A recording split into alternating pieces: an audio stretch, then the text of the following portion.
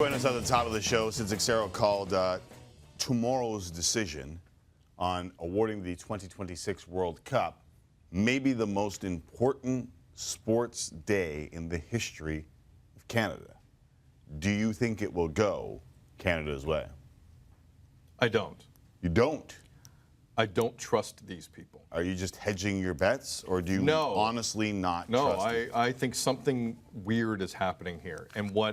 And I know our previous guest didn't agree with me, that none of the above option on the ballot is essentially an abstention for any of the 204 nations voting who don't want to vote for a Donald Trump-led bid, but also don't think Morocco's ready.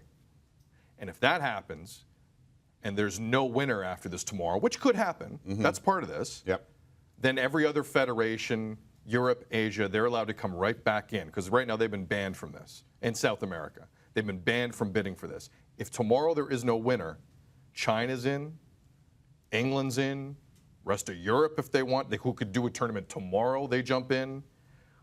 There's a lot of ways this could go where the united bid, including Canada, don't get what they want.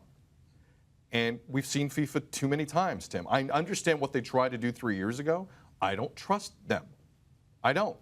And I don't think Victor Montagliani, the former president of the CSA, currently the president of CONCACAF, has that kind of pull.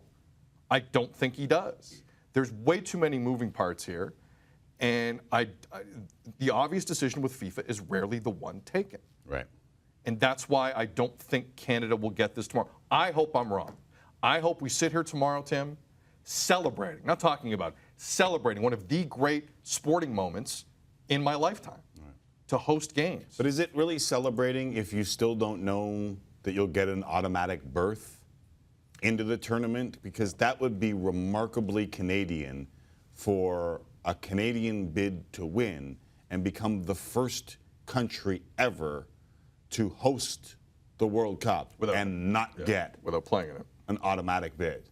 And Victor Montagliani, the president of CONCACAF, has been pressed on this a couple of times. He's been very wishy-washy on this. Yeah. Which has scared me and a lot of people looking at this bid as to why. So why won't you just say Canada would get a team in the World Cup if we're part of this united bid and we're actually united and they win tomorrow and get the vote in Russia? Why exactly are you hedging? Like, that scares the hell out of me, personally. It's funny, you and I have had completely differing opinions on Victor Montagliani and the job that he has done to this juncture in time.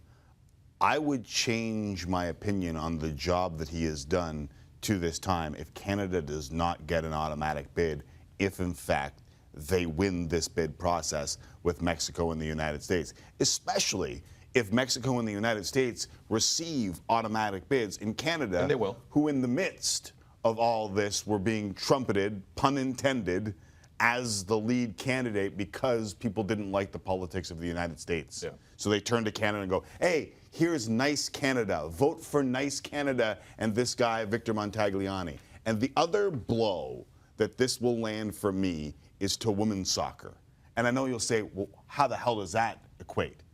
Canada hosted Victor Montagliani was responsible for the greatest ever Women's World Cup. You were responsible for the greatest ever Women's World Cup. Ratings-wise, attendance-wise, it was unbelievable. Canada put on a show unlike many others before it and unlike any other before it in the women's game. And to not be rewarded for what James Sharman was saying, that these people have looked at Canada and said, oh my God, their footballing culture has come along so far in the last 10 years. To me, it would show you what FIFA really thinks of the Women's World Cup. And to me, that is dastardly. Like, you do not want that out there. Don't you agree with me that the Women's World Cup was so important? Yeah. And they're just saying, meh, doesn't mean much. Will it be just lip service, or will it actually mean something? By this time tomorrow, here's what I'm excited about. We're going to find out. 204 nations vote. We're going to find out, Timmy.